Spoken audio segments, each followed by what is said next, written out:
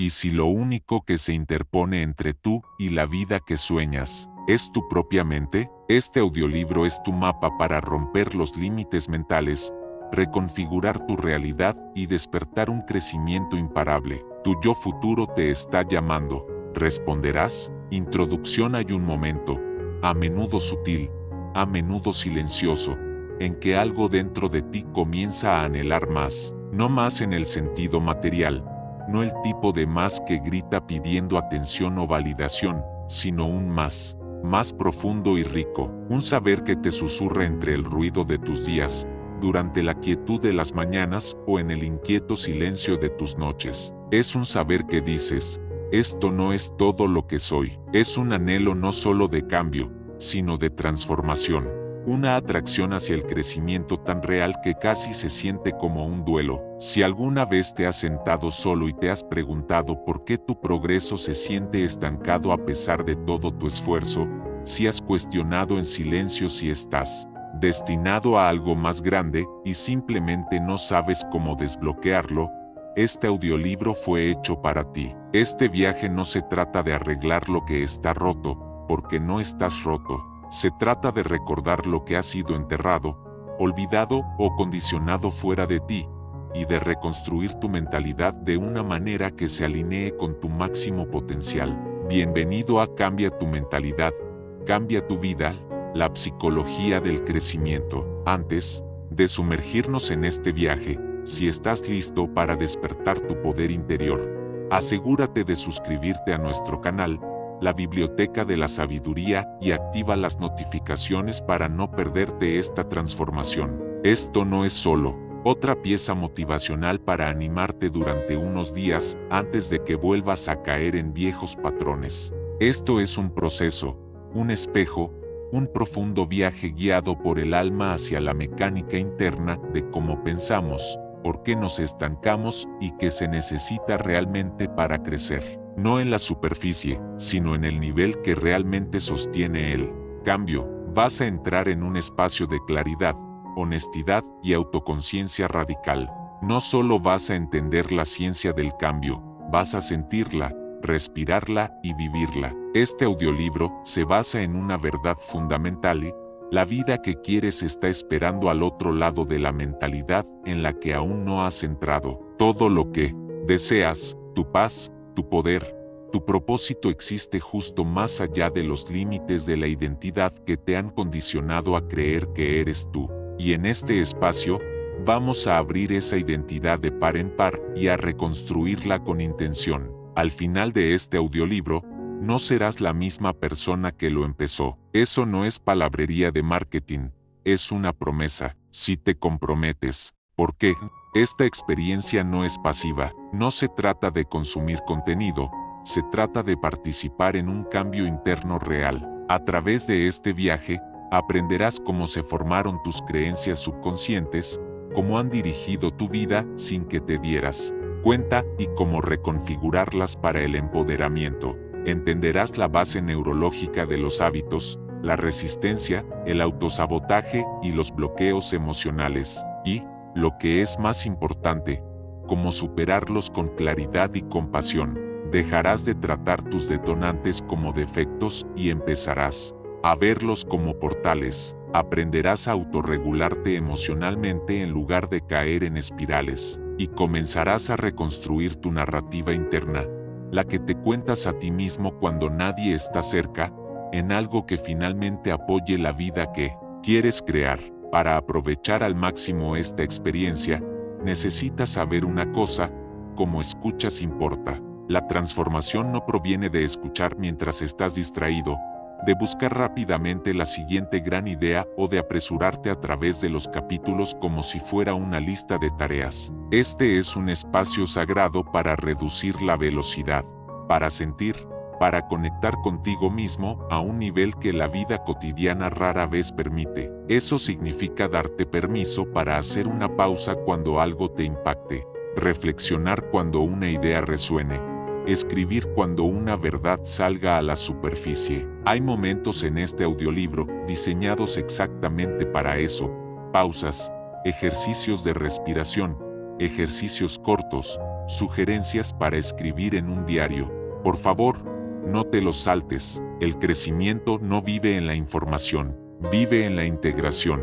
Ya sabes mucho, probablemente has leído más que suficiente, pero lo que hará que este viaje sea diferente es cuán profundamente te involucres con lo que sientes, no solo con lo que escuchas. Antes de sumergirnos más, orientémonos con la base de todo este proceso, la psicología del crecimiento. Los seres humanos estamos programados para evolucionar, pero también estamos programados para resistir el cambio. En el núcleo de cada lugar estancado en tu vida hay un bucle psicológico, un patrón que tu mente repite, no porque te sirva, sino porque se siente familiar. Tu sistema nervioso está calibrado para lo que conoce, no para lo que necesita. Así que incluso si algo es doloroso, disfuncional o limitante, si es familiar, tu cerebro se aferrará a ello. Eso no es debilidad, es biología. Pero una vez que te das cuenta de ese mecanismo, ya no eres impotente ante él. Puedes aprender a anularlo. Puedes enseñarle a tu cerebro, a tu cuerpo y a tus creencias a orientarse en torno a nuevas verdades emocionales. Eso es lo que la neuroplasticidad hace posible. Tu cerebro no deja de cambiar a los 25 años. Cambia mientras le des una razón para hacerlo. Este audiolibro es tu razón. Hablemos de lo que realmente mantiene a la mayoría de la gente estancada. No es la falta de inteligencia, talento o ambición. Tampoco es la pereza o la procrastinación. Es la resistencia interna no resuelta. El miedo profundamente arraigado de que si creces, perderás amor, seguridad o control. Es la programación subconsciente de la infancia, los traumas pasados, las creencias heredadas y el condicionamiento social. Son los contratos psicológicos invisibles que hiciste contigo mismo para mantenerte pequeño, para no ser rechazado, herido o abrumado. Y aquí está la verdad que la mayoría de la gente nunca escucha. No necesitas esforzarte para salir de eso, necesitas sanar para superarlo. Eso es lo que vamos a hacer.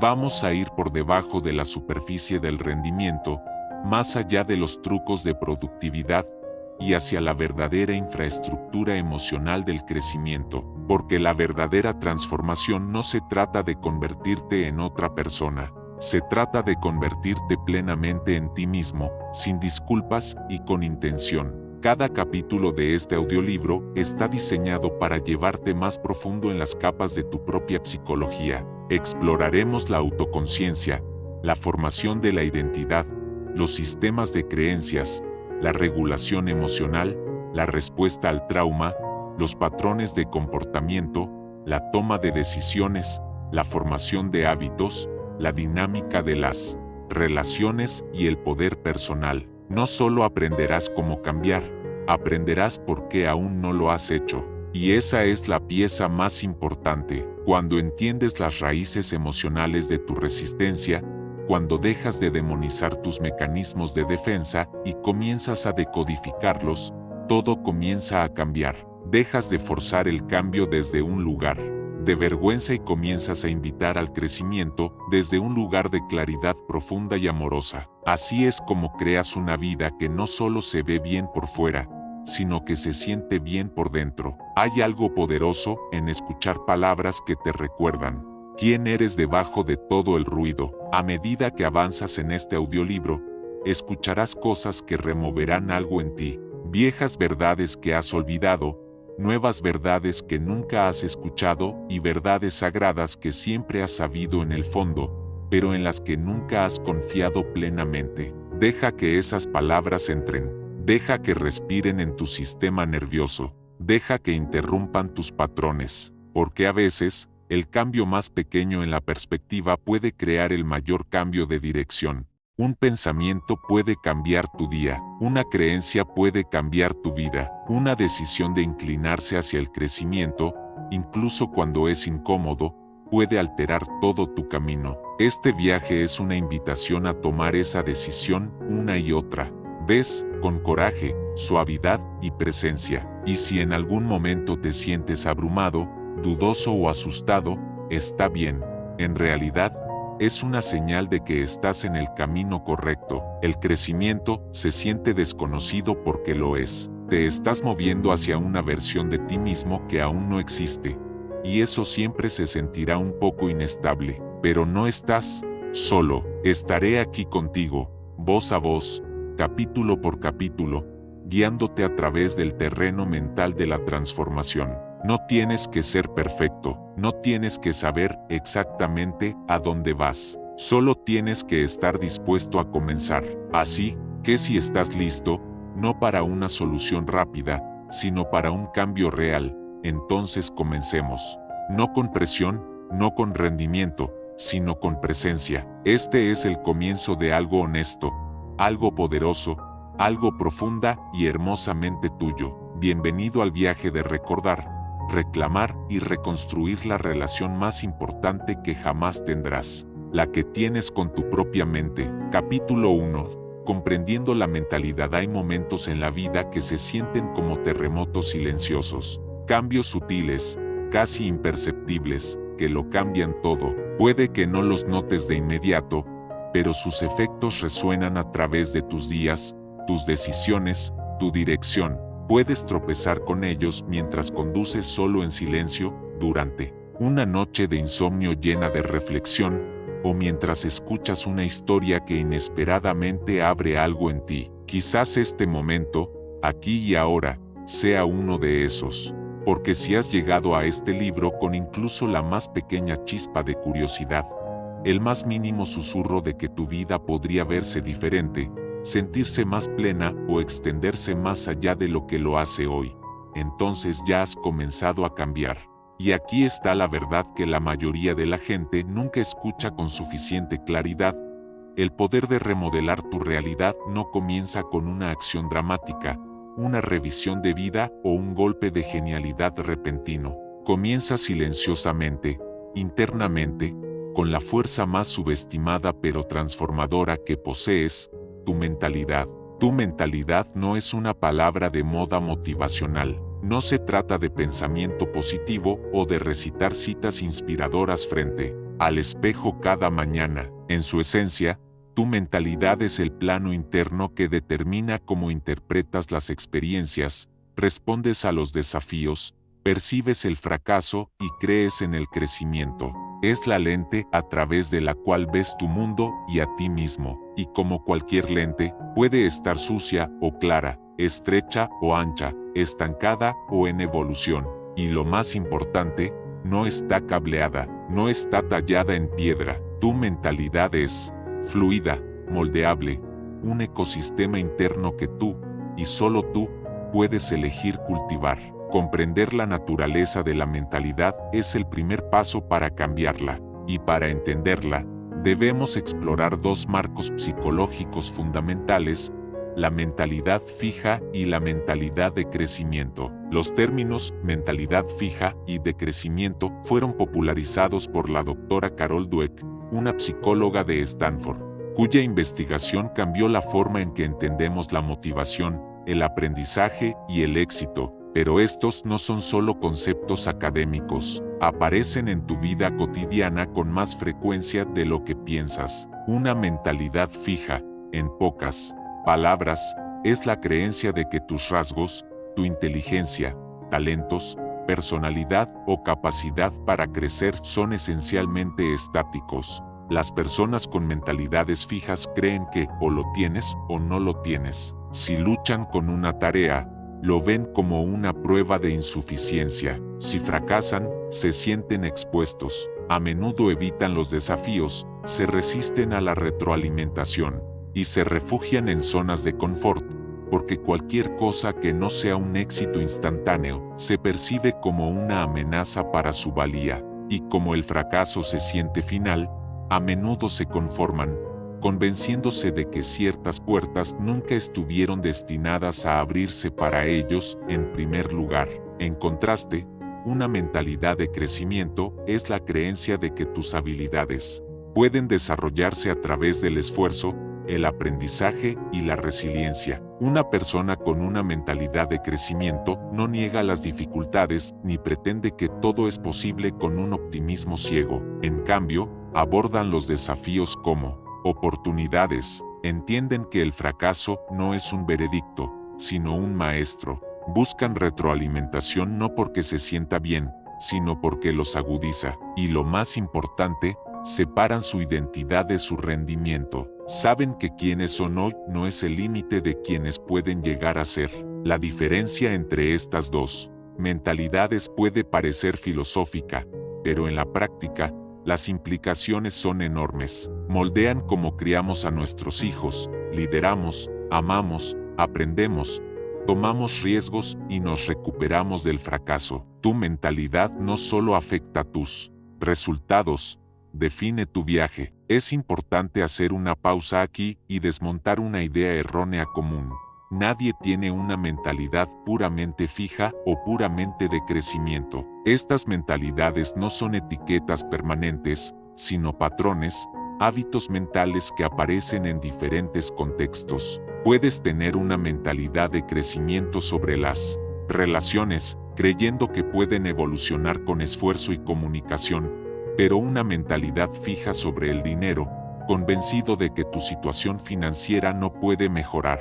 Puedes estar abierto a la retroalimentación en tu vida creativa, pero a la defensiva en tu vida profesional. El objetivo no es etiquetarte, sino observarte. ¿Dónde te contraes? ¿Dónde te expandes? Tomar conciencia de estas tendencias es el comienzo de la transformación. El crecimiento comienza en el momento en que te vuelves curioso sobre tu propia programación mental. Pongamos un ejemplo real. Imagina a alguien llamada Maya. Maya siempre se ha considerado mala en matemáticas. Esa identidad se consolidó en la escuela secundaria cuando suspendió un par de exámenes y escuchó a un profesor mencionar casualmente a un colega. Ella es más del tipo creativo. Sin darse cuenta, Maya interiorizó esa creencia a lo largo de los años. Cada vez que se encontraba con una tarea relacionada con las matemáticas, presupuestos, análisis de datos, cualquier cosa que involucrara números, se bloqueaba, la evitaba o la delegaba.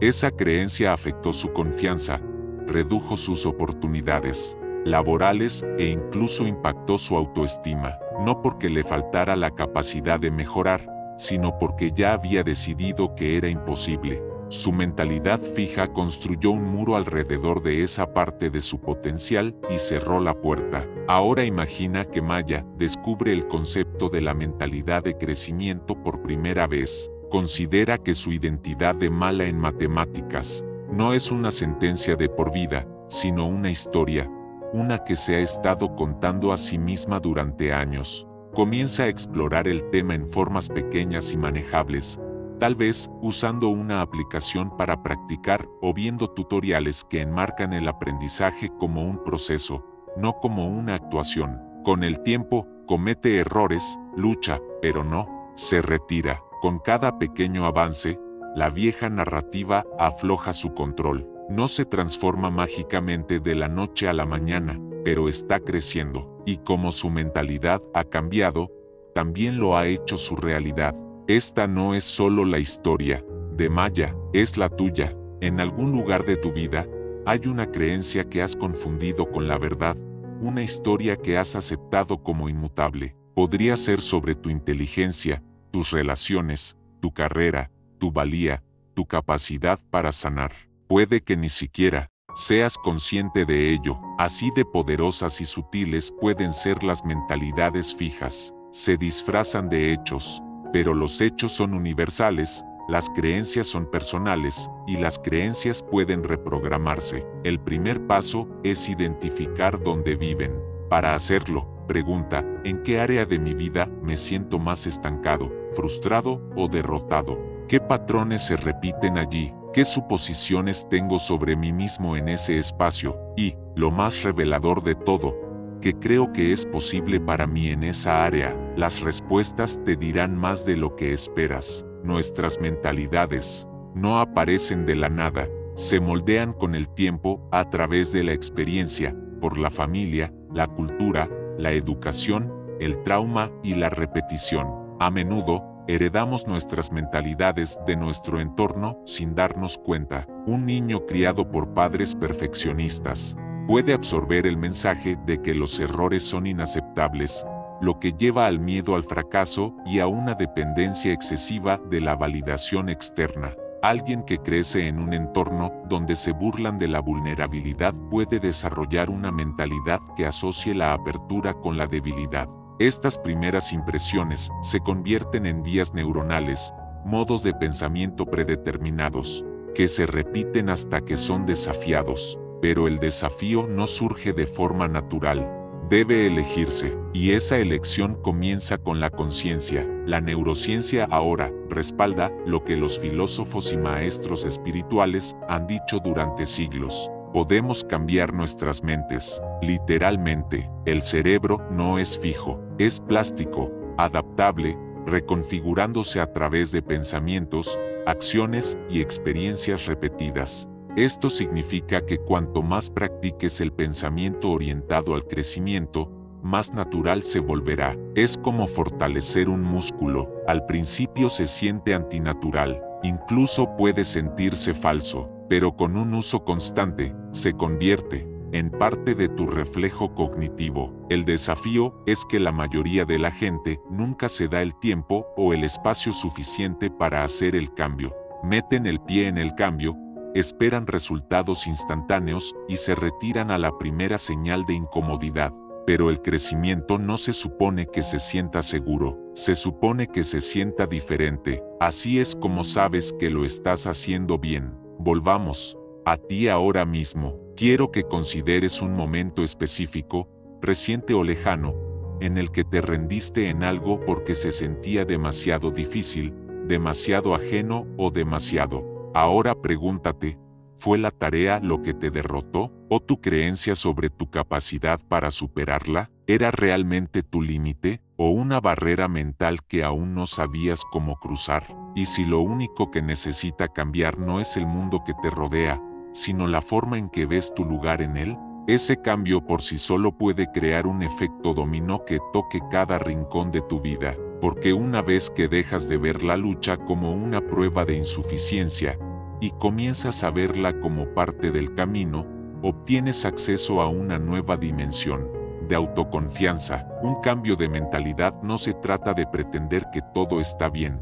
se trata de darte cuenta de que incluso cuando no lo está, todavía tienes agencia, todavía tienes poder, todavía tienes elección, y esa elección puede comenzar tan pequeña como replantear un pensamiento. En lugar de soy terrible en esto, dices, esto es nuevo para mí y estoy aprendiendo. En lugar de siempre arruino esto, intentas, esta vez estoy prestando atención a lo que es diferente. Estos pueden parecer diferencias sutiles, pero los cambios sutiles en el lenguaje crean cambios sísmicos en la percepción, y la percepción es lo que define tu mundo. Así que aquí es donde aterrizamos por ahora. Tu mentalidad no es tu personalidad, no es tu destino, es un patrón, y los patrones pueden cambiarse intencionalmente, gradualmente y poderosamente. Este capítulo no se trata de resolver todo, se trata de iluminar el motor que impulsa tu comportamiento para que puedas comenzar a dirigir tu propio rumbo. Se trata de mirar tu vida a través de una lente diferente, notar lo que ha sido automático y decidir que merece una segunda mirada. Y aquí está la verdad que la mayoría de la gente nunca escucha con suficiente claridad. El poder de remodelar tu realidad no comienza con una acción dramática, una revisión de vida o un golpe de genialidad repentino. Comienza silenciosamente, internamente, con la fuerza más subestimada pero transformadora que posees, tu mentalidad. Tu mentalidad no es una palabra de moda motivacional. No se trata de pensamiento positivo o de recitar citas inspiradoras frente al espejo cada mañana. En su esencia, tu mentalidad es el plano interno que determina cómo interpretas las experiencias, respondes a los desafíos, percibes el fracaso y crees en el crecimiento. Es la lente a través de la cual ves tu mundo y a ti mismo, y como cualquier lente, puede estar sucia o clara, estrecha o ancha, estancada o en evolución, y lo más importante, no está cableada, no está tallada en piedra. Tu mentalidad es fluida, moldeable, un ecosistema interno que tú, y solo tú, puedes elegir cultivar. Comprender la naturaleza de la mentalidad es el primer paso para cambiarla, y para entenderla, debemos explorar dos marcos psicológicos fundamentales: la mentalidad fija y la mentalidad de crecimiento. Los términos mentalidad fija y de crecimiento fueron popularizados por la doctora Carol Dweck, una psicóloga de Stanford, cuya investigación cambió la forma en que entendemos la motivación, el aprendizaje y el éxito. Pero estos no son solo conceptos académicos, aparecen en tu vida cotidiana con más frecuencia de lo que piensas. Una mentalidad fija, en pocas palabras, es la creencia de que tus rasgos, tu inteligencia, talentos, personalidad o capacidad para crecer son esencialmente estáticos. Las personas con mentalidades fijas creen que o lo tienes o no lo tienes. Si luchan con una tarea, lo ven como una prueba de insuficiencia. Si fracasan, se sienten expuestos. A menudo evitan los desafíos, se resisten a la retroalimentación y se refugian en zonas de confort, porque cualquier cosa que no sea un éxito instantáneo se percibe como una amenaza para su valía. Y como el fracaso se siente final, a menudo se conforman, convenciéndose de que ciertas puertas nunca estuvieron destinadas a abrirse para ellos en primer lugar. En contraste, una mentalidad de crecimiento es la creencia de que tus habilidades pueden desarrollarse a través del esfuerzo, el aprendizaje y la resiliencia. Una persona con una mentalidad de crecimiento no niega las dificultades ni pretende que todo es posible con un optimismo ciego. En cambio, abordan los desafíos como oportunidades, entienden que el fracaso no es un veredicto, sino un maestro. Buscan retroalimentación no porque se sienta bien, sino porque los agudiza. Y lo más importante, separan su identidad de su rendimiento. Saben que quienes son hoy no es el límite de quienes pueden llegar a ser. La diferencia entre estas dos mentalidades puede parecer filosófica, pero en la práctica, las implicaciones son enormes. Moldean cómo criamos a nuestros hijos, lideramos, amamos, aprendemos, tomamos riesgos y nos recuperamos del fracaso. Tu mentalidad no solo afecta tus resultados, define tu viaje. Es importante hacer una pausa aquí y desmontar una idea errónea común.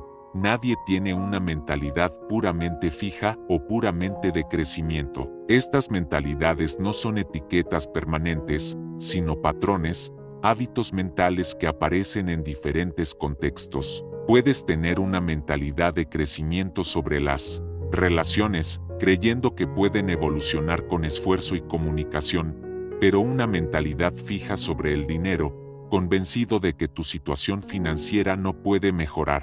Puedes estar abierto a la retroalimentación en tu vida creativa, pero a la defensiva en tu vida profesional. El objetivo no es etiquetarte, sino observarte. ¿Dónde te contraes? ¿Dónde te expandes? Tomar conciencia de estas tendencias es el comienzo de la transformación. El crecimiento comienza en el momento en que te vuelves curioso sobre tu propia programación mental. Pongamos un ejemplo real. Imagina a alguien llamada Maya. Maya siempre se ha considerado mala en matemáticas. Esa identidad se consolidó en la escuela secundaria cuando suspendió un par de exámenes y escuchó a un profesor mencionar casualmente a un colega: ella es más del tipo creativo. Sin darse cuenta, Maya interiorizó esa creencia a lo largo de los años. Cada vez que se encontraba con una tarea relacionada con las matemáticas, presupuestos, análisis de datos, cualquier cosa que involucrara números,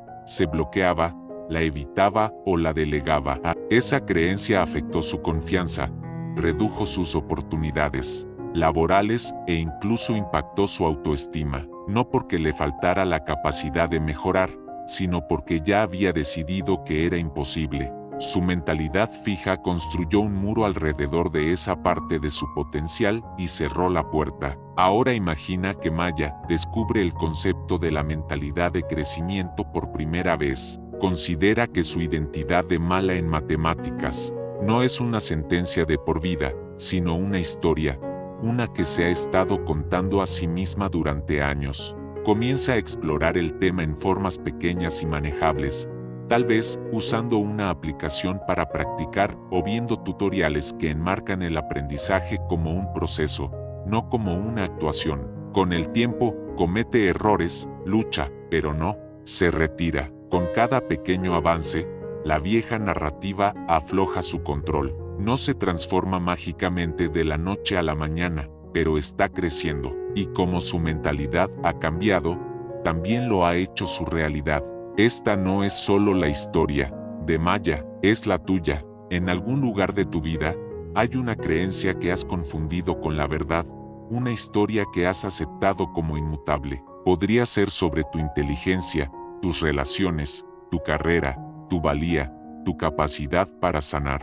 Puede que ni siquiera seas consciente de ello. Así de poderosas y sutiles pueden ser las mentalidades fijas. Se disfrazan de hechos, pero los hechos son universales, las creencias son personales, y las creencias pueden reprogramarse. El primer paso es identificar dónde viven. Para hacerlo, pregunta, ¿en qué área de mi vida me siento más estancado, frustrado o derrotado? ¿Qué patrones se repiten allí? ¿Qué suposiciones tengo sobre mí mismo en ese espacio? Y, lo más revelador de todo, ¿qué creo que es posible para mí en esa área? Las respuestas te dirán más de lo que esperas. Nuestras mentalidades no aparecen de la nada, se moldean con el tiempo a través de la experiencia, por la familia, la cultura, la educación, el trauma y la repetición. A menudo, heredamos nuestras mentalidades de nuestro entorno sin darnos cuenta. Un niño criado por padres perfeccionistas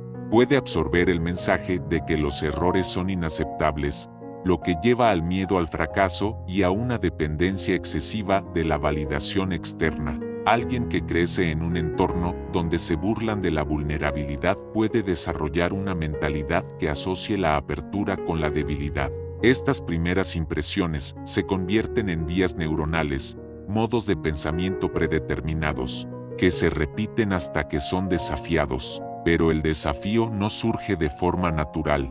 Debe elegirse, y esa elección comienza con la conciencia. La neurociencia ahora respalda lo que los filósofos y maestros espirituales han dicho durante siglos. Podemos cambiar nuestras mentes. Literalmente, el cerebro no es fijo, es plástico, adaptable, reconfigurándose a través de pensamientos, acciones y experiencias repetidas. Esto significa que cuanto más practiques el pensamiento orientado al crecimiento, más natural se volverá. Es como fortalecer un músculo. Al principio se siente antinatural, incluso puede sentirse falso, pero con un uso constante, se convierte en parte de tu reflejo cognitivo. El desafío es que la mayoría de la gente nunca se da el tiempo o el espacio suficiente para hacer el cambio. Meten el pie en el cambio, esperan resultados instantáneos y se retiran a la primera señal de incomodidad. Pero el crecimiento no se supone que se sienta seguro, se supone que se sienta diferente. Así es como sabes que lo estás haciendo bien. Volvamos a ti ahora mismo. Quiero que consideres un momento específico, reciente o lejano, en el que te rendiste en algo porque se sentía demasiado difícil, demasiado ajeno o demasiado. Ahora pregúntate, ¿fue la tarea lo que te derrotó? ¿O tu creencia sobre tu capacidad para superarla? ¿Era realmente tu límite? ¿O una barrera mental que aún no sabías cómo cruzar? Y si lo único que necesita cambiar no es el mundo que te rodea, sino la forma en que ves tu lugar en él, ese cambio por sí solo puede crear un efecto dominó que toque cada rincón de tu vida, porque una vez que dejas de ver la lucha como una prueba de insuficiencia, y comienzas a verla como parte del camino, obtienes acceso a una nueva dimensión de autoconfianza. Un cambio de mentalidad no se trata de pretender que todo está bien, se trata de darte cuenta de que incluso cuando no lo está, todavía tienes agencia, todavía tienes poder, todavía tienes elección, y esa elección puede comenzar tan pequeña como replantear un pensamiento. En lugar de soy terrible en esto, dices, esto es nuevo para mí y estoy aprendiendo.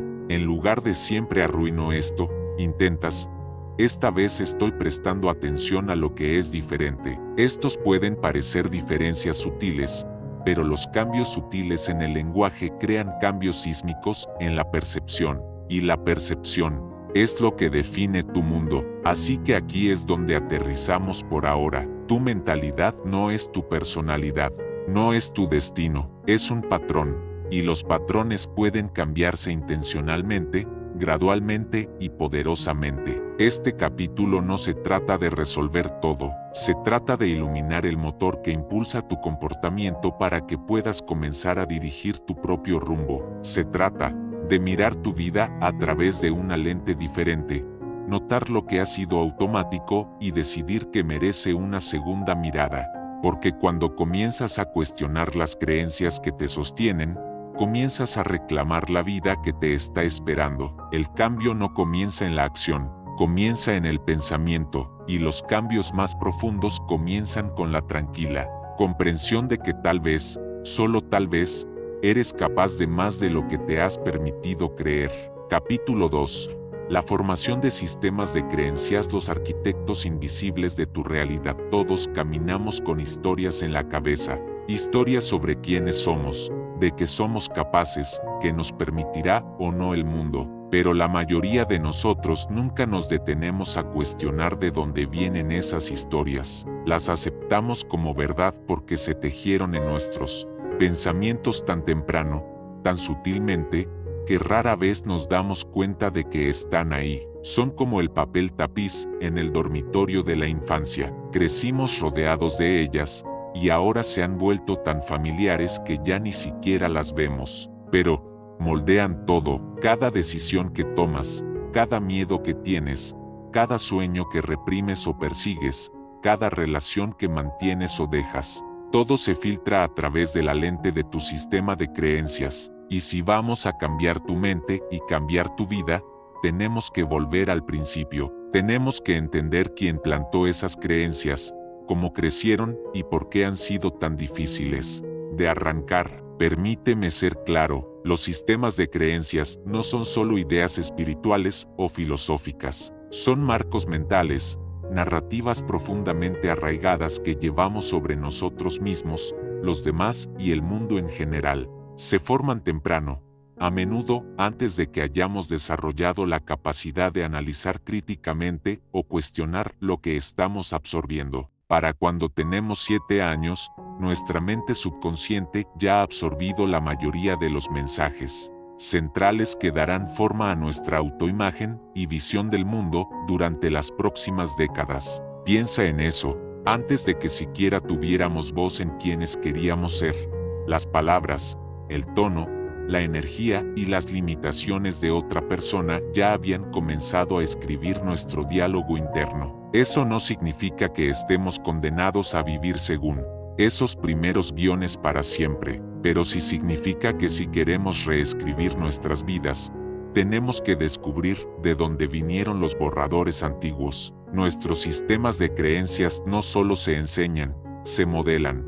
De niños, aprendemos menos de lo que los adultos nos dicen y más de lo que nos muestran consistentemente. Un padre que dice, puedes ser lo que quieras, pero se queja constantemente de su propio trabajo, refuerza la creencia de que los sueños son un lujo, no una realidad. Un maestro que elogia la inteligencia pero se burla de los errores puede enseñar involuntariamente que el valor está ligado a la perfección. Un cuidador que retira el afecto durante los momentos emocionales enseña que la vulnerabilidad no es segura. Estos mensajes no llegan todos a la vez, se acumulan como polvo en un espejo, nublando gradualmente nuestra capacidad de vernos a nosotros mismos con claridad con el tiempo. Forman la arquitectura de nuestra programación subconsciente. Permíteme compartir una historia. Un hombre llamado Jordán creció en un hogar donde el dinero siempre era escaso. Sus padres peleaban por ello, constantemente. El mensaje que escuchó una y otra vez no fue solo que el dinero era escaso, sino que querer dinero era egoísta. Su padre a menudo criticaba a las personas ricas, llamándolas codiciosas, deshonestas o desconectadas. Jordán no cuestionó estas narrativas. ¿Por qué lo haría? De niño, las absorbió como oxígeno. Avancemos rápidamente a la edad adulta y Jordán se encuentra estancado. No importa cuánto trabaje, sabotea las oportunidades financieras, cobra menos por sus servicios, evita invertir y se siente incómodo cuando otros hablan de riqueza. No es que no quiera seguridad financiera, es que su sistema de creencias le dice que tener más significa convertirse en alguien que no quiere ser. Hasta que Jordán no se dé cuenta de esta creencia oculta, ninguna cantidad de ambición o esfuerzo se mantendrá. Su mundo interior está en guerra con sus metas exteriores. Así de poderosos son los sistemas de creencias. Operan por debajo de nuestra conciencia, pero dictan las reglas de nuestra vida. Puedes tener las mejores intenciones, los sueños más grandes, el plan más detallado, pero si tus creencias están desalineadas, te encontrarás dando vueltas a las mismas montañas una y otra vez. Pensarás que estás procrastinando, que eres perezoso o que tienes mala suerte, cuando en realidad estás siendo gobernado por un software obsoleto. Y aquí está la parte más peligrosa: los sistemas de creencias no necesitan ser ciertos para ser efectivos, solo necesitan ser familiares. Tu cerebro prefiere lo conocido a lo desconocido,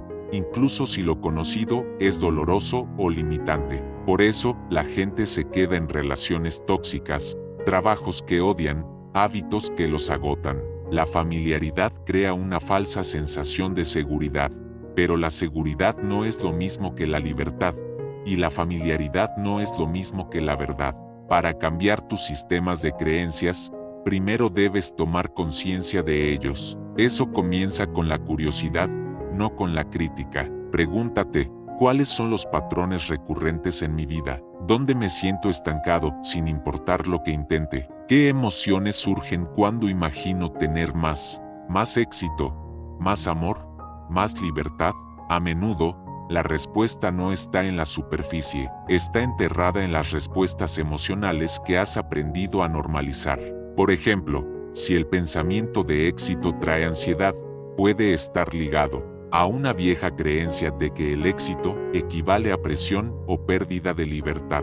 Si el amor profundo te hace querer alejarte, podría estar ligado a la creencia de que la intimidad conduce al abandono. Estas creencias no te hacen estar roto, te hacen ser humano. Se formaron como mecanismos de protección, pero la protección ya no es el objetivo, el crecimiento lo es. Vayamos más profundo. Los sistemas de creencias a menudo se forman en respuesta a experiencias emocionales, especialmente aquellas que fueron repetidas o traumáticas. Si te decían constantemente que eras demasiado sensible, es posible que hayas desarrollado la creencia de que las emociones son un lastre. Si tus esfuerzos rara vez se reconocían, puedes creer que nada de lo que haces es suficiente. Estas no son solo ideas, son huellas emocionales.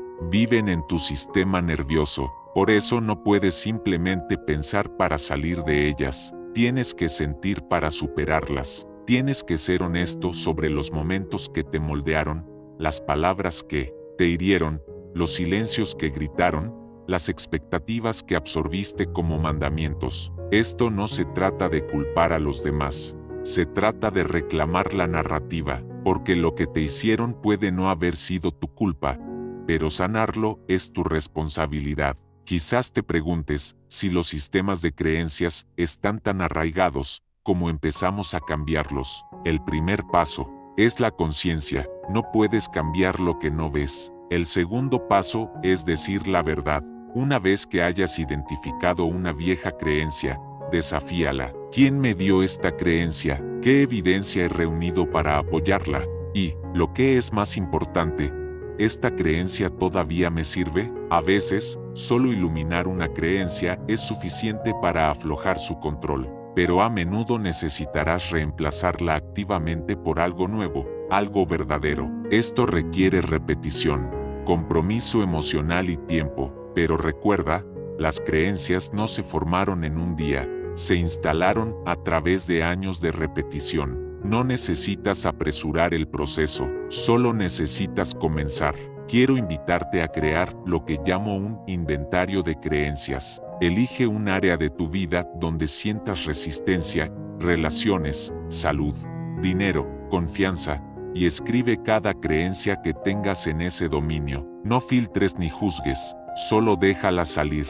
Luego, al lado de cada una, pregunta, ¿esta creencia es empoderadora o limitante? ¿De dónde vino? ¿Qué creencia preferiría tener en su lugar? Este ejercicio es poderoso no porque cambie todo al instante, sino porque te obliga a tomar conciencia de lo que ha sido inconsciente, y la conciencia es el primer paso para el cambio. A medida que cerramos esta parte del capítulo, quiero que recuerdes esto: tus creencias no son hechos, no son mandatos, no son tu destino, son historias, y las historias se pueden reescribir.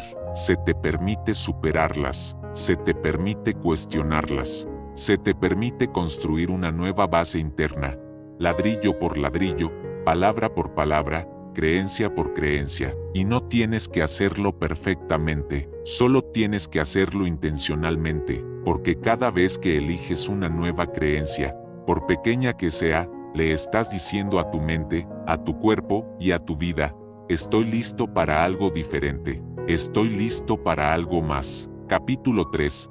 El poder de la autoconciencia. El espejo que has estado evitando. Hay una razón por la que tantos de nosotros evitamos mirar demasiado profundamente dentro de nosotros mismos. No es porque seamos perezosos o desinteresados, es porque, en el fondo, sabemos lo que podríamos encontrar.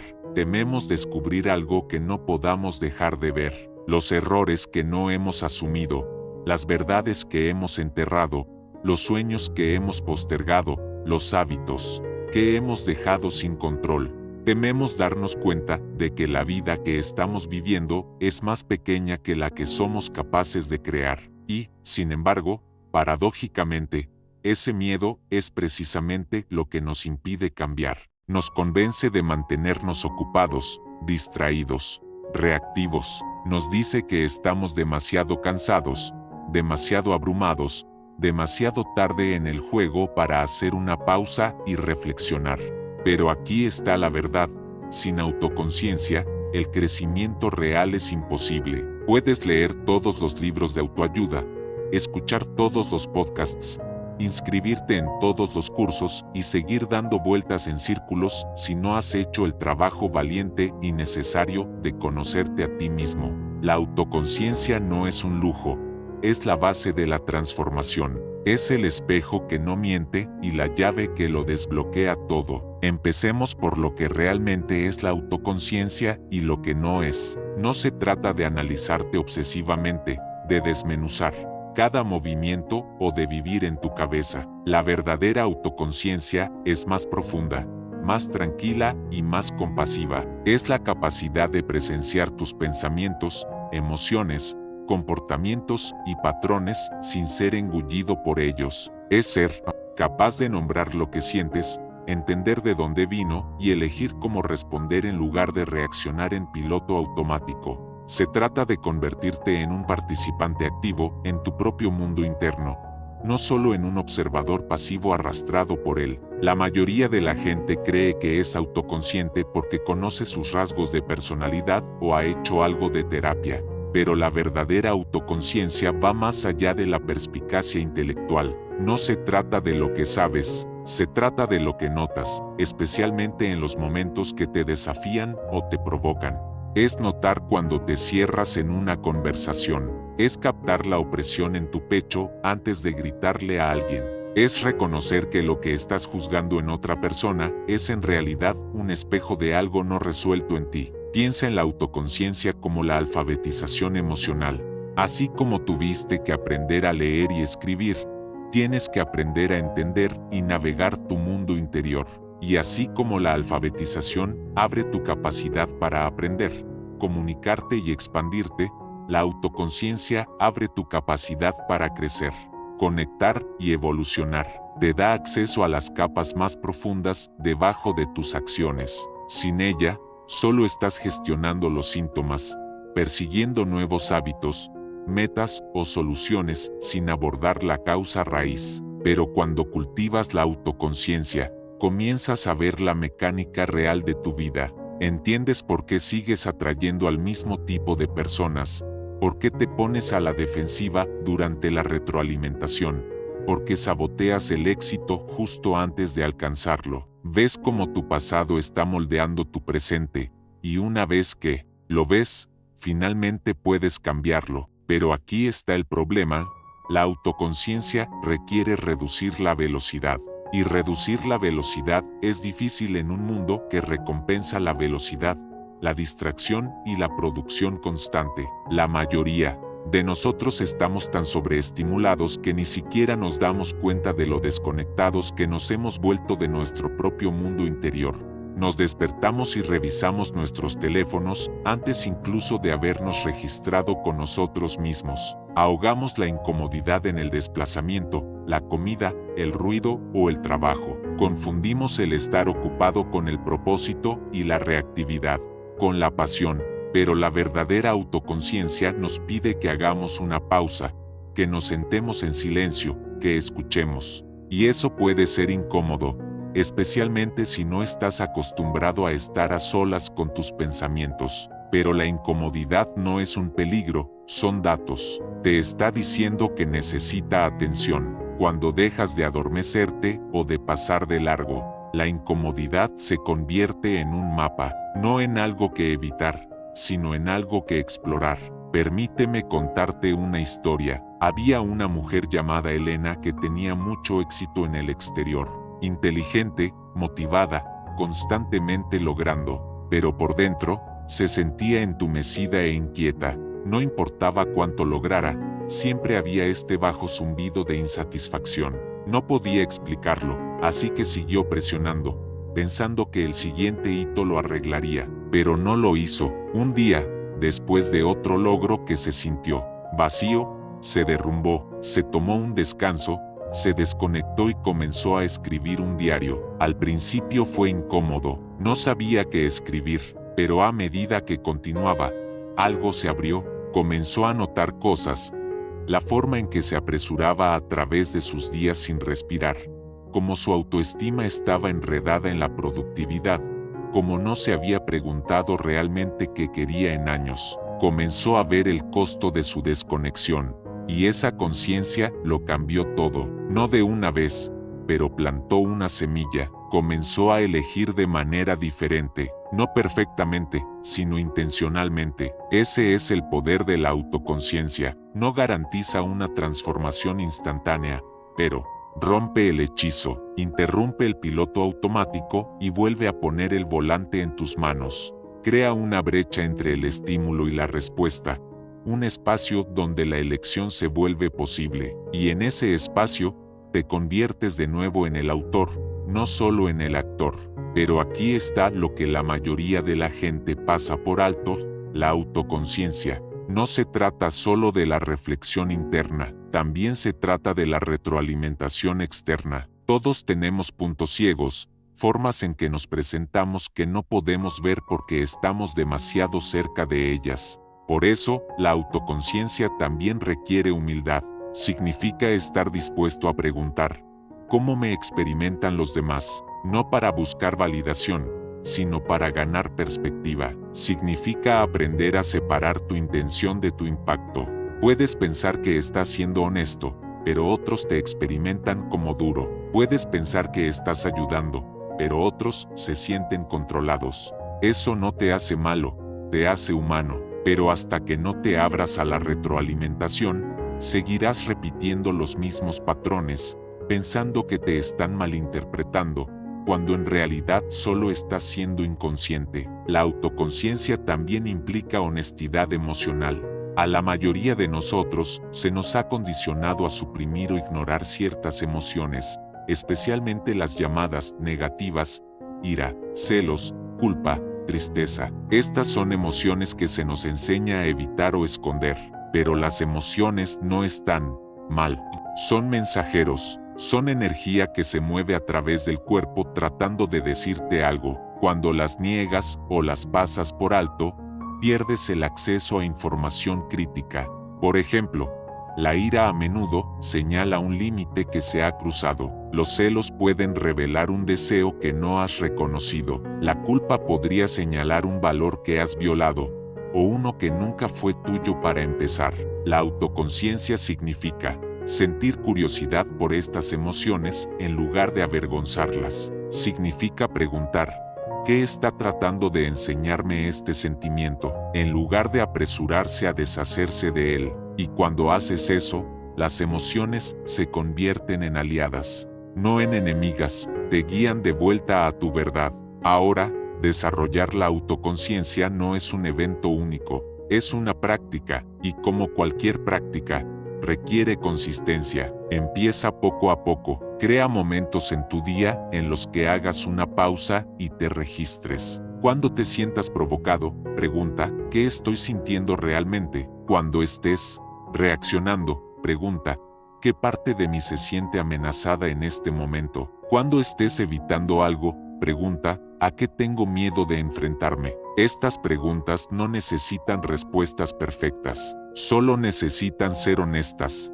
y con el tiempo, esas respuestas revelarán patrones. Patrones con los que puedes trabajar, cambiar o liberar. Escribir un diario, la atención plena, el trabajo somático, la terapia. Estas son herramientas que pueden apoyarte, pero la herramienta más poderosa de todas es la voluntad. La voluntad de mirar, de sentir, de cuestionar, de escuchar. Quiero que recuerdes algo vital. La autoconciencia no es autocrítica. No se trata de castigarte por lo que encuentras. Se trata de encontrarte a ti mismo con compasión, porque no tienes defectos, tienes capas, no estás roto, te estás convirtiendo. Las cosas que estás descubriendo sobre ti mismo fueron una vez estrategias de supervivencia. Te sirvieron, incluso si ya no lo hacen. La autoconciencia te permite agradecerles por su servicio y luego elegir nuevas estrategias que sirvan a la persona en la que te estás convirtiendo. No se trata de arreglarte, se trata de conocerte, y cuanto más te conoces, más alineada se vuelve tu vida, no porque se vuelva más fácil, sino porque se vuelve real. Capítulo 4. Inteligencia emocional y equilibrio interior. El lenguaje del alma que nunca te enseñaron a hablar. Seamos honestos. A la mayoría de nosotros nunca se nos enseñó a sentir. Se nos enseñó a tener éxito, a complacer, a reprimir, a sonreír a través de la incomodidad y a disculparnos por las lágrimas. Se nos recompensó por la compostura y se nos castigó por reaccionar de forma exagerada. Aprendimos que ser emocional significaba ser débil, irracional o demasiado. Así que nos volvimos buenos para escondernos. Guardamos nuestros sentimientos, los etiquetamos como inconvenientes y nos entrenamos para adormecernos, seguir adelante y fingir. Pero aquí está la verdad que nadie nos dijo.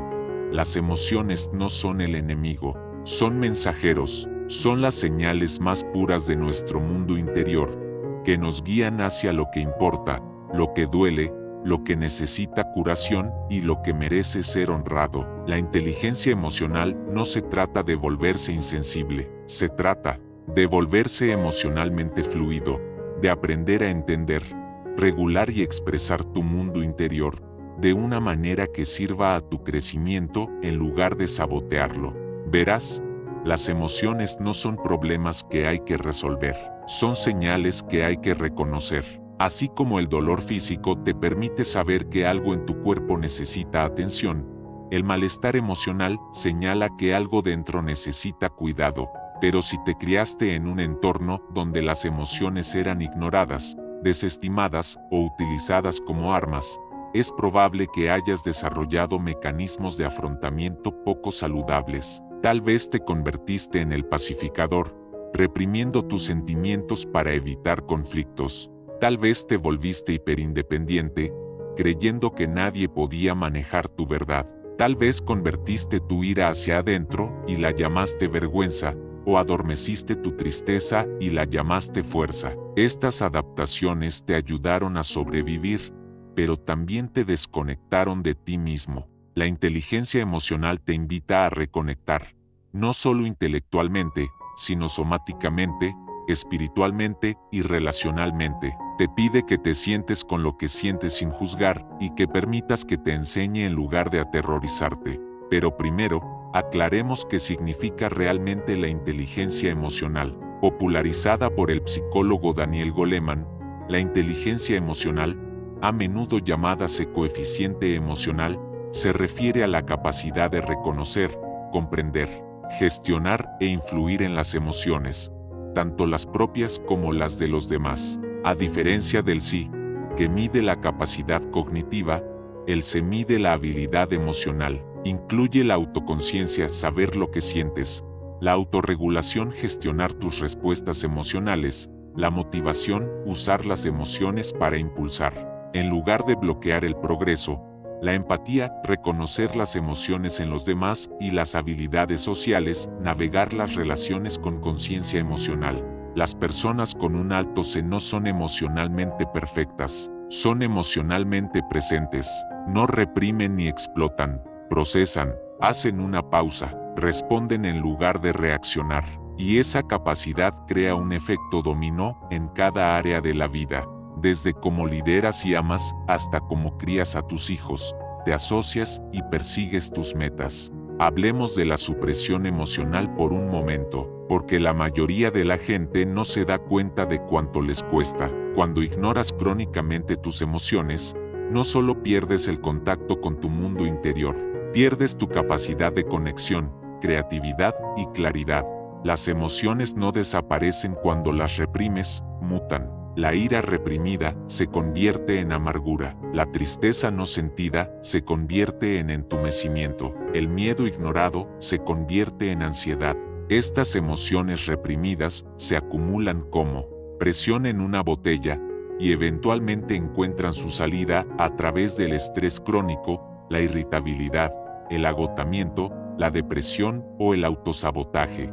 Piensa en ello. ¿Cuántas veces le has gritado a alguien por algo pequeño, solo para darte cuenta más tarde de que no se trataba de ellos en absoluto? Eso no es un defecto de personalidad, es una acumulación emocional, y es común, porque a la mayoría de nosotros nunca se nos enseñó a sentir para sanar. La inteligencia emocional es la práctica de liberar esa presión antes de que explote, de atender a tu mundo interior, antes de que se convierta en un caos exterior.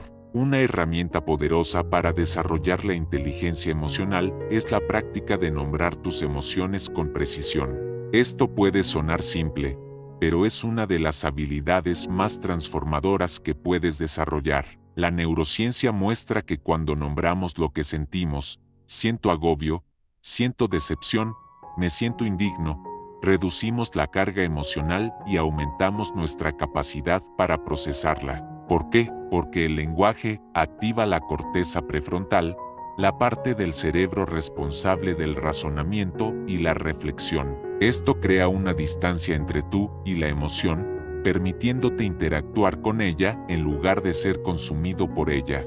Desafortunadamente, la mayoría de la gente tiene un vocabulario emocional limitado, que generalmente se reduce a un puñado de palabras como enfadado, triste, bien o estresado. Pero las emociones tienen matices. Ampliar tu vocabulario emocional es como pasar del blanco y negro al color.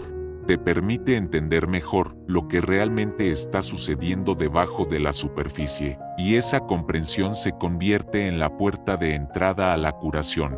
Permíteme contarte la historia de Julián. Durante la mayor parte de su vida, se describió a sí mismo como enfadado.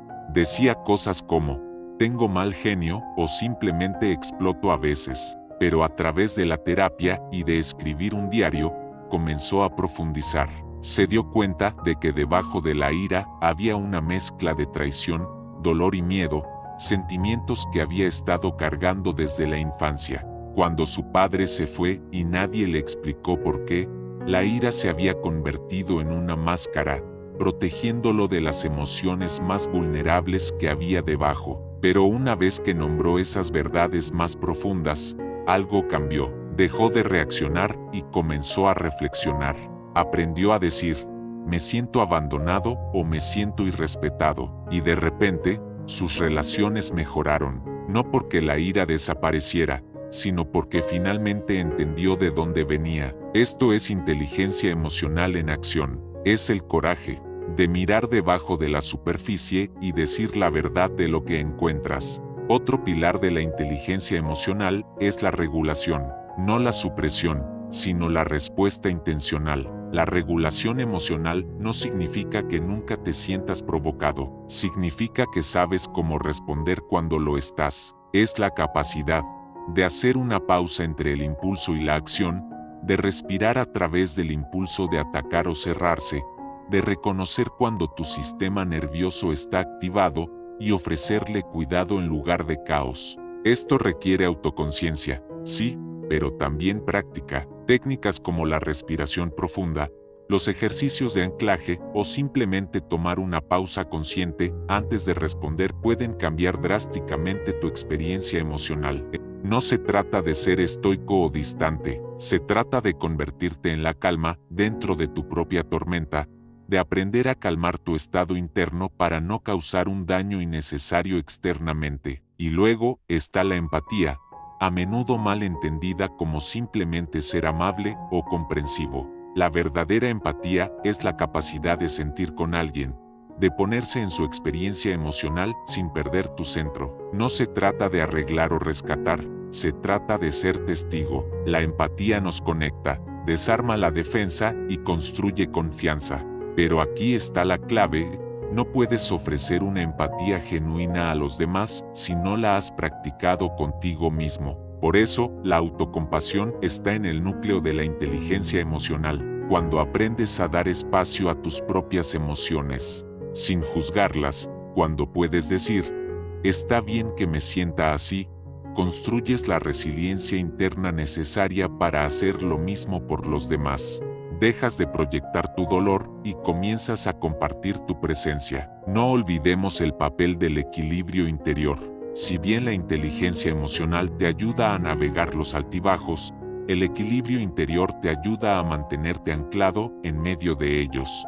El equilibrio interior no se trata de no ser afectado, se trata de estar centrado. Es la estabilidad emocional que proviene de saber cómo volver a ti mismo cuando la vida te desvía del rumbo. Lo cultivas a través de rituales de autoconexión, meditación, escribir un diario, caminar en la naturaleza, ejercicios de respiración o simplemente tomar un tiempo intencional para desconectar y registrarte. Estas prácticas no hacen que las emociones desaparezcan, crean un contenedor para ellas, y en ese contenedor, aprendes a sentir profundamente sin perderte. Antes de cerrar esta parte del capítulo, quiero dejarte con algo práctico. Durante los próximos días, conviértete en un observador amable de tu mundo emocional. No en un juez, no en un reparador, solo en un testigo. Cuando surja una emoción fuerte, haz una pausa, nómbrala, pregúntale qué necesita, reflexiona sobre de dónde podría venir, rastrea cómo se manifiesta en tu cuerpo, y nota cómo, cuando dejas de luchar contra tus emociones, a menudo se suavizan. Las emociones son como olas, suben, alcanzan su punto máximo y bajan. No tienes que ser arrastrado por ellas, puedes aprender a surfearlas con gracia, y cuanto más practiques esto, más emocionalmente inteligente y emocionalmente libre te volverás. Capítulo 5. Sanando heridas del pasado y reescribiendo narrativas internas. Las cicatrices invisibles que aún hablan por ti. Hay heridas que llevamos que nadie puede ver. No sangran, no dejan moratones, no requieren suturas ni yesos, pero duelen, en silencio, escondidas bajo capas de sonrisas y responsabilidades, entretejidas en la tela de nuestros comportamientos, nuestras creencias y nuestras reacciones. Estas son las heridas emocionales de nuestro pasado, momentos en que fuimos abandonados, malinterpretados, invalidados, no amados, descuidados, traicionados o rotos por alguien en quien confiábamos. Y aunque el tiempo pueda pasar, estas heridas a menudo no desaparecen. En cambio, se calcifican en narrativas, historias que comenzamos a contarnos a nosotros mismos sobre quiénes somos, qué merecemos y cómo funciona el mundo. Historias como, no soy suficiente, el amor hay que ganárselo, La gente siempre se va. Si muestro quién soy realmente, seré rechazado. Estas historias nunca fueron ciertas para empezar, pero cuando se repiten suficientes veces, se convierten en evangelio en la arquitectura de nuestra identidad. Este capítulo trata de desenredar suavemente esas historias. Se trata de enfrentar el pasado, no para revivirlo, sino para liberar su control sobre el presente, porque hasta que no sanemos lo que nos hirió, seguiremos entregando nuestras vidas a las mismas cosas que nos rompieron. La verdad es que la mayoría de nosotros estamos atormentados por viejos guiones que no escribimos, pero que memorizamos de corazón.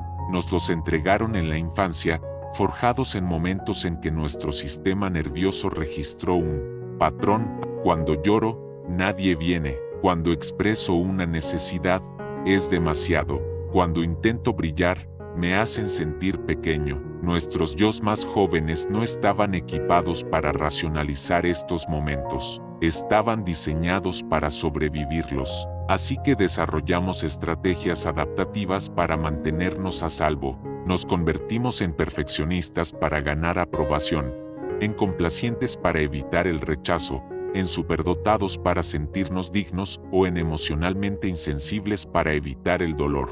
Y estas adaptaciones funcionaron durante un tiempo, nos ayudaron a superar la tormenta, pero ahora, como adultos, esas mismas estrategias pueden ser las mismas cosas que nos frenan. Sanar significa aprender a ver la diferencia, significa mirar nuestros patrones con compasión en lugar de juicio, significa preguntar, ¿dónde aprendí esto y todavía me sirve? Seamos claros, sanar no se trata de culpar a tus padres o de revivir el trauma, se trata de entender, se trata de conectar los puntos entre quién eras, que experimentaste y en quien te has convertido. Se trata de crear un espacio entre la herida y el mundo para que ya no actúes desde el dolor inconscientemente, porque el dolor no sanado no se queda en silencio, encuentra su camino en nuestras relaciones, nuestro trabajo, nuestra autoconversación. Se manifiesta como defensa, evitación, ansiedad, sobreanálisis, culpa crónica o autosabotaje. Y la parte más desgarradora, a menudo pensamos que estas son solo partes de nuestra personalidad, cuando en realidad son mecanismos de afrontamiento forjados en el dolor. La buena noticia es que lo que se aprendió se puede desaprender. Y eso es lo que este capítulo está aquí para ayudarte a hacer. Para comenzar este trabajo, debes comenzar con la seguridad. Tu cuerpo no soltará el dolor a menos que se sienta lo suficientemente seguro para hacerlo. Eso significa crear un entorno, interna y externamente, donde no te sientas constantemente provocado o abrumado. La curación no ocurre en el caos, ocurre en la quietud, en la lentitud, en la honestidad. Comienza con la voluntad de sentarse con tu yo más joven y decir, estoy aquí ahora, te veo, te creo. Una forma poderosa de iniciar esta conexión es a través del trabajo con el niño interior. Esto implica visualizar o dialogar con tu yo más joven, la versión de ti que sintió el dolor por primera vez. No necesitas recordar cada detalle, solo necesitas sentir. Imagina a ese niño sentado a tu lado. ¿Qué necesita escuchar? ¿Qué se le negó? ¿Cómo puedes ofrecer eso ahora? Esta práctica puede traer emociones profundas, y eso está bien. Déjalas venir. No te estás desmoronando, estás dejando ir lo que nunca debiste cargar por tanto tiempo. Otro aspecto esencial de sanar heridas pasadas es identificar las creencias limitantes que crearon. Este paso requiere una honestidad radical. ¿Qué crees sobre ti mismo que te mantiene pequeño o estancado? Quizás sea la creencia de que no eres querible, indigno o incapaz. Estas creencias no son hechos, son interpretaciones, basadas en experiencias pasadas. Pero si no se desafían, moldean tu futuro como si fueran la verdad. Comienza a escribirlas, literalmente, nómbralas. Luego pregunta, ¿dónde aprendí esto por primera vez? ¿Y esta creencia es objetivamente cierta? A menudo descubrirás Que estas creencias fueron conclusiones extraídas en la infancia basadas en momentos en que el comportamiento de otra persona te hizo sentir inadecuado. La ironía es que nunca se trató de ti, se trató de ellos, de sus limitaciones, de su incapacidad para amarte o verte. Sin embargo, lo interiorizaste. Sanar te invita a devolver esa creencia. No es tuya, puedes reescribir la historia, y ese es el poder del trabajo narrativo. Nuestras mentes son máquinas de hacer significado. Cuando sucede algo doloroso, instintivamente tratamos de explicarlo, pero sin un marco emocional maduro, las historias que elaboramos suelen ser duras, en blanco y negro y profundamente autocríticas. Reescribir estas narrativas no significa mentirnos a nosotros mismos. Significa ofrecer nuevas interpretaciones que sean más amables, más sabias y más compasivas. En lugar de fui abandonado porque no soy digno, decimos fui abandonado porque ellos eran incapaces de estar presentes y yo merecía algo mejor. En lugar de fracasé porque no soy lo suficientemente bueno, decimos tropecé porque estoy creciendo y cada fracaso es una lección. Este proceso de reautoría no es un desvío espiritual, es una recuperación espiritual. Recuperas la pluma, dejas de permitir que el viejo dolor escriba tu identidad presente. Permíteme presentarte a Ava. Creció con una madre crítica que la comparaba constantemente con los demás y nunca elogiaba sus esfuerzos. Durante años, Ava creyó que nada de lo que hacía era suficiente. Persiguió elogios, se agotó en trabajos, se quedó en relaciones donde daba demasiado y recibía poco. En terapia, descubrió que su herida central no era el fracaso, era la invisibilidad. Había pasado toda su vida tratando de ser vista de maneras que su madre nunca permitió. A través de la escritura de un diario y el trabajo somático, Ava comenzó a hablar directamente a esa herida. Escribió cartas a su yo más joven, recordándole que era digna de amor sin tener que rendir. Practicó recibir cumplidos, amabilidad, descanso, sin culpa, y lentamente, su sistema nervioso comenzó a confiar de nuevo en la seguridad. Ava no se convirtió en una persona diferente, simplemente se convirtió más en sí misma, ya no gobernada por el dolor de no ser vista. Sanar también implica el duelo por lo que se perdió, lo que nunca se dio, lo que debería haber sucedido pero no sucedió. Mucha gente evita la curación porque temen el duelo que conlleva, pero el duelo no es el enemigo, es la puerta de entrada, es la forma en que tu cuerpo metaboliza la pérdida y abre espacio para lo nuevo. Llorar, lamentarse, sentir la tristeza, no te hace débil, te hace completo. Hay algo sagrado en lamentar lo que tu yo más joven soportó, y en ese duelo, a menudo, encuentras una extraña especie de paz, porque finalmente alguien lo está reconociendo. Finalmente, alguien está diciendo, eso no estuvo bien, no te merecías eso, ese alguien eres tú. Es importante mencionar que la curación no es lineal.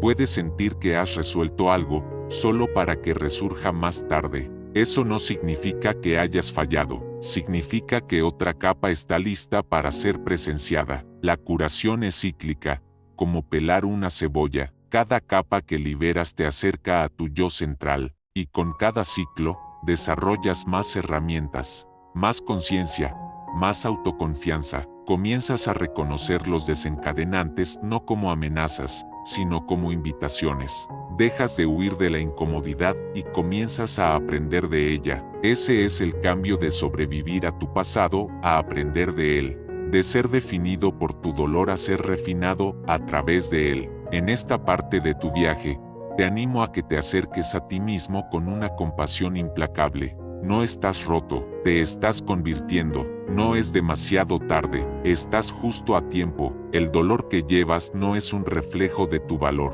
es un reflejo de tu humanidad y de tu voluntad de enfrentarlo, de sentirlo, de liberarte de él. Esa es la marca del coraje, no de la debilidad. Nunca estuviste destinado a sanar en aislamiento. Deja que este capítulo sea un compañero en tu camino, una voz suave que te recuerda que no estás solo y que eres más resiliente de lo que crees. Capítulo 6. Reconfigurando hábitos. La psicología detrás del cambio duradero, la verdad sobre por qué luchamos por cambiar y cómo eso no es tu culpa. Todos hemos estado allí, la emoción de un nuevo comienzo, las audaces declaraciones que nos susurramos a nosotros mismos. Esta vez será diferente. La dieta, la rutina matutina, el plan de ejercicios, el hábito de escribir un diario, el ritual nocturno de relajación. Nos sumergimos con las mejores intenciones. Planeamos, preparamos, creemos, y luego, la vida sucede. Nos quedamos dormidos, nos saltamos un entrenamiento, pedimos comida para llevar. El diario acumula polvo. Lentamente, casi invisiblemente, nuestro nuevo hábito se disuelve en el ruido de fondo de todos los otros comienzos bien intencionados que no pudimos mantener. Y si eres como la mayoría de la gente, lo que sigue no es solo decepción, es vergüenza. Una voz interior susurra: ¿ves? No puedes ceñirte a nada, siempre lo arruinas. Este crítico interno no solo es cruel, está mal informado, porque aquí está la verdad que no te dicen con suficiente fuerza. Luchar por cambiar tus hábitos no es un defecto de carácter, es biología, es psicología, y una vez que entiendes cómo tu cerebro realmente construye y resiste el cambio, dejas de culparte a ti mismo y comienzas a trabajar contigo mismo. De eso se trata este capítulo, de pelar las capas sobre cómo se forman, se rompen y se transforman los hábitos, no desde un lugar de vergüenza, sino desde un lugar de comprensión. No a través de la fuerza de voluntad, sino a través de la sabiduría. Comencemos hablando de cómo está programado tu cerebro. En el núcleo de cada hábito, bueno o malo, hay una vía neuronal. Piensa en estas vías como senderos en un bosque. Cuanto más a menudo caminas por un sendero, más claro se vuelve. Tu cerebro, siempre eficiente, prioriza estos caminos bien transitados porque requieren menos energía. Automatiza el comportamiento para ahorrar combustible. Por eso no tienes que pensar en cepillarte los dientes o desbloquear tu teléfono. Ya están programados. El problema es, esta automatización no distingue entre hábitos útiles y dañinos. Si has repetido algo con la suficiente frecuencia, como desplazarte por las redes sociales cuando estás aburrido, comer bocadillos cuando estás estresado o evitar conversaciones difíciles, tu cerebro archiva eso como predeterminado. Así que incluso cuando quieres cambiar, tu cerebro sigue operando desde su antiguo plano. Eso no es pereza, es un sistema protector que conserva la energía haciendo su trabajo. Y si vamos a reconfigurarlo, debemos comenzar honrando su diseño, no luchando contra él. Uno de los mayores mitos del crecimiento personal es que el cambio proviene de la motivación, que solo necesitas desearlo lo suficiente. Pero la neurociencia dice lo contrario. La motivación es fugaz, está influenciada por el estado de ánimo, el entorno, las hormonas, el sueño, sube y baja. Los hábitos, por otro lado, son impulsados por la consistencia, no por la intensidad.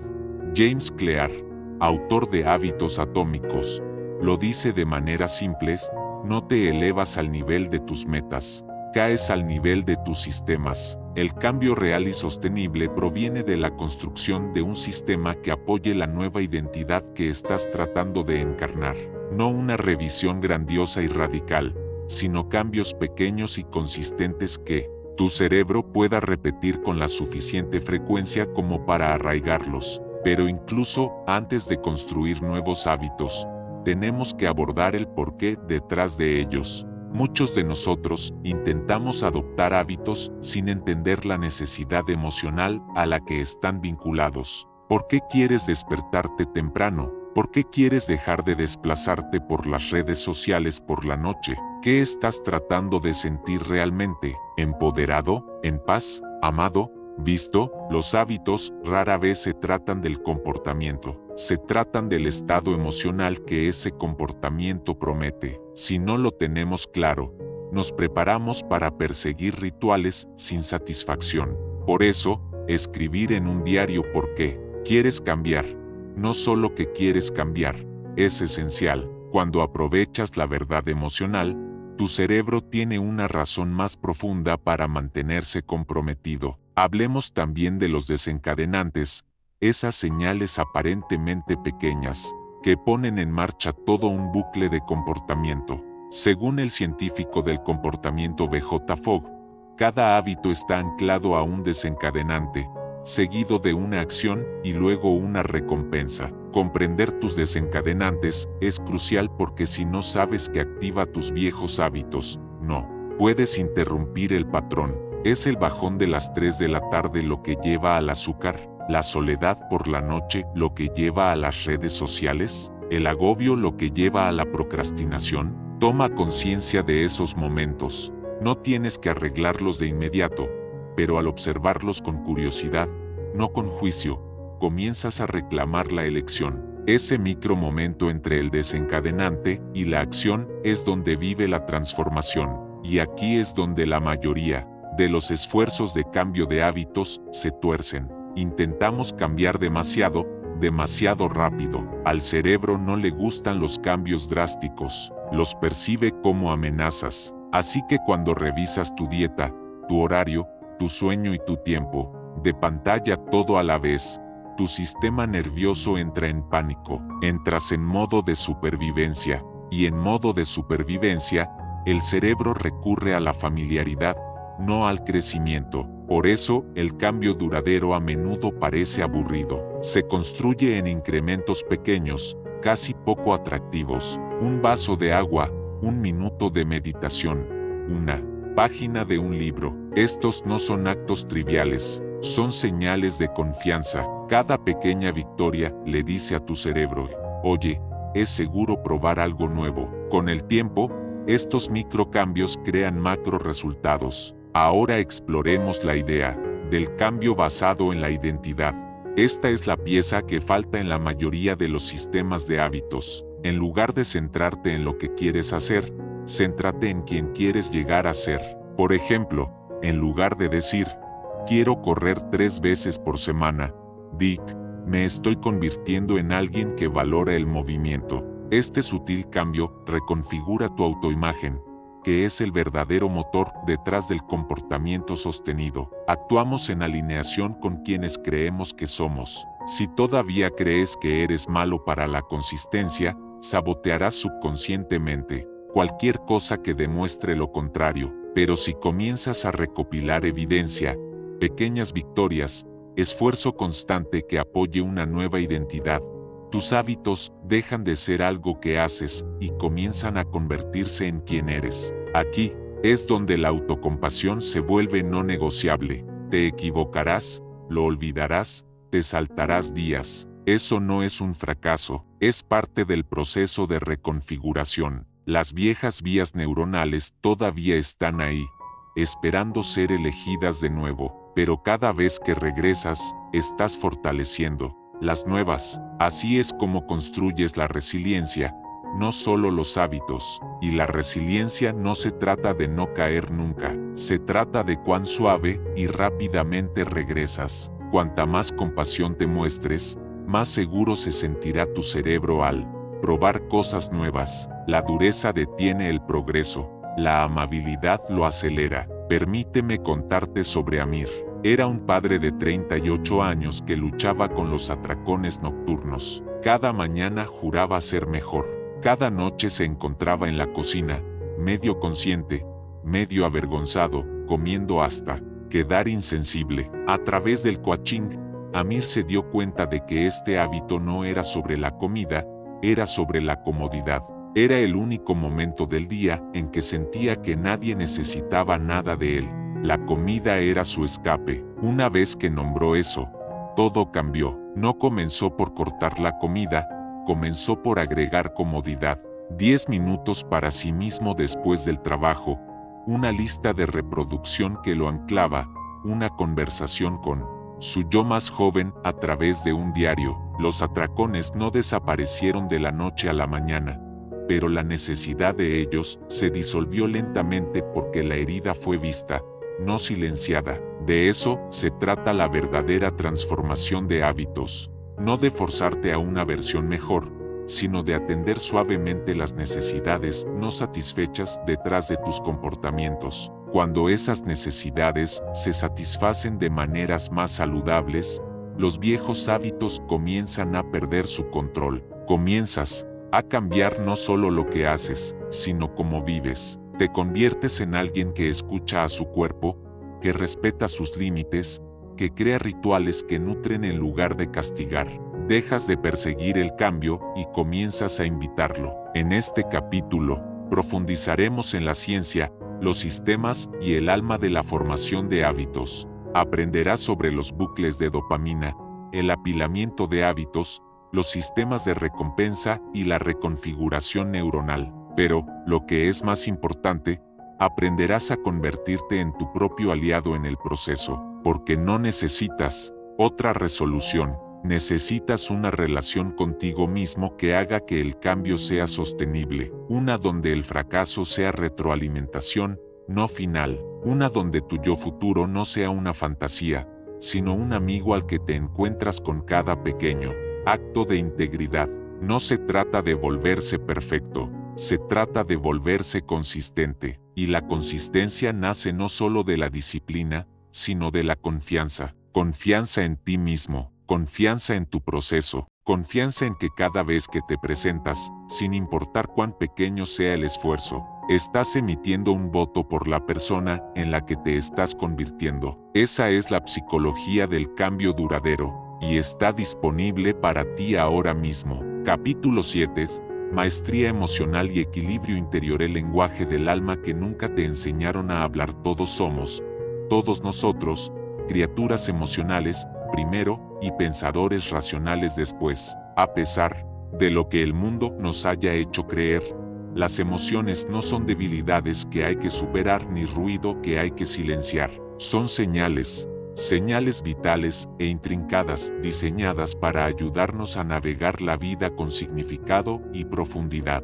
Cada sentimiento que has tenido, desde la alegría desbordante de una amabilidad inesperada hasta el dolor silencioso de la soledad, es parte de tu brújula interna. Sin embargo, vivimos en un mundo que a menudo nos dice que suprimamos esas señales. No llores, sé fuerte, piensa en positivo. Se nos entrena para representar la perfección emocional mientras ignoramos la verdad que pulsa dentro de nosotros. Y en esa supresión, perdemos la conexión con nuestro yo más auténtico. El primer paso para reclamar tu mundo interior es simple pero revolucionario.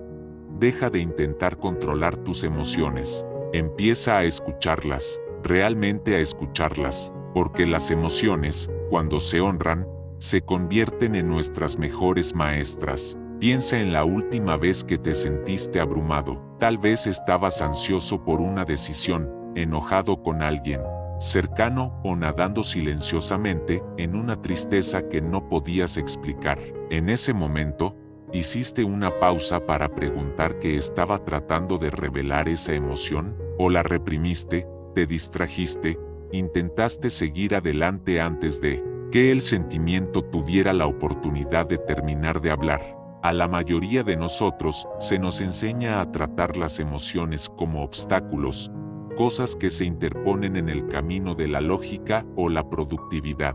Pero las emociones no están en el camino, son el camino. Cada emoción contiene información. El miedo a menudo nos dice dónde nos sentimos vulnerables. La ira nos muestra dónde se están violando nuestros límites. La tristeza señala lo que valoramos y podemos haber perdido. La alegría revela lo que realmente importa. Pero para acceder a esa información, tenemos que dejar de etiquetar las emociones como buenas o malas. Ninguna emoción es inherentemente negativa. Es nuestra relación con el sentimiento, nuestra resistencia a él, lo que causa dolor. Capítulo 8. La identidad y las historias que nos contamos. El espejo en la mente. ¿Quién eres realmente? Estás frente a un espejo, no uno físico, sino del tipo que refleja algo mucho más profundo. No tus rasgos, tu edad, tu peinado, sino tu esencia. Te preguntas, ¿quién soy? Y sin pensar demasiado, surge un torrente de pensamientos. No tengo confianza, no soy suficiente, soy un ayudante, soy un fracaso, soy el fuerte, siempre lo arruino todo. Estas no son verdades objetivas, son historias, y cada día vives tu vida no basándote en lo que está sucediendo, sino en lo que crees que está sucediendo. Este capítulo trata sobre esas historias. Se trata de la identidad, no de las etiquetas superficiales como el título del trabajo o el estado civil, sino de las creencias profundamente arraigadas sobre quién eres y de qué eres capaz. Y si alguna vez te has sentido atrapado en un patrón que no puedes romper, un papel del que no puedes escapar o una narrativa que no escribiste conscientemente, aquí es donde comienza tu libertad. Capítulo 9. Agilidad emocional, dominando el flujo de la experiencia interior, porque la agilidad emocional es más poderosa que el control emocional. Hay una idea común de que las personas que más prosperan son las que se mantienen tranquilas, se elevan por encima de sus emociones, o no dejan que sus sentimientos se interpongan. Lo escuchas de pasada todo el tiempo. No seas tan emocional, tienes que endurecerte, solo piensa en positivo. Pero aquí está la verdad que nadie dice en voz alta. Que te digan que reprimas tus emociones no te hace más fuerte, te hace desconectado, te hace perder el contacto con una profunda brújula interior que fue construida en tu cuerpo por una razón. La agilidad emocional no se trata de evitar las emociones difíciles, no se trata de reprimirlas o de pretender que estás bien cuando te estás desmoronando por dentro. Se trata de aprender a moverte con tus emociones, no en contra de ellas. Capítulo 10. Creando una vida con significado, definiendo lo que realmente importa. El dolor silencioso. Por más hay un momento extraño que a menudo llega en medio del crecimiento, y no se ve como la mayoría de la gente espera. Has estado haciendo el trabajo, sanando viejas heridas, estableciendo límites, creando hábitos, entrando en el coraje, y según todas las medidas externas, estás mejor que nunca, y, sin embargo, algo todavía se siente vacío. Te sientas en tu casa recién organizada y pacífica, escribiendo tu lista de gratitud, repitiendo tus afirmaciones, haciendo todo bien, y aún así, un dolor silencioso persiste debajo de la superficie. Es sutil, pero inconfundible, un susurro bajo y persistente. ¿Esto es todo lo que hay? Intentas alejarlo. Te dices a ti mismo que deberías estar feliz. Has llegado tan lejos, pero el dolor permanece, y si eres honesto, no es una señal de que algo haya salido mal. Es una señal de que estás listo para ir más profundo. Ya no buscas solo la supervivencia, buscas el significado, y eso lo cambia todo. Capítulo 11. Convirtiéndote en el autor de tu vida, viviendo desde adentro hacia afuera, despertando del guión. Llega un momento en cada viaje de transformación en el que comenzamos a ver con claridad, y quizás por primera vez, que hemos estado viviendo según un guión que no escribimos. Hemos estado representando líneas que nos entregaron otras personas, padres, maestros, parejas, la sociedad. Algunas de esas líneas estaban destinadas a protegernos, otras estaban arraigadas en el miedo, la vergüenza, el control. Muchas se transmitieron inconscientemente, de generación en generación, y aunque hemos tratado de aprovechar al máximo el papel, de improvisar y adaptarnos, algo nunca encajó del todo. Algo dentro de nosotros siempre se ha sentido un poco fuera de guión, como si hubiéramos nacido para una historia diferente, una que aún no se ha escrito, una que espera nuestra voz, nuestras elecciones, nuestra verdad. Este es el capítulo en el que reclamamos esa autoría, donde comenzamos verdadera y valientemente a escribir una vida que refleje quiénes somos, no quienes nos dijeron que fuéramos. Y no olvides, si este contenido te ha aportado valor, suscríbete a la Biblioteca de la Sabiduría y comparte este audiolibro con alguien que necesite escucharlo. Hasta la próxima.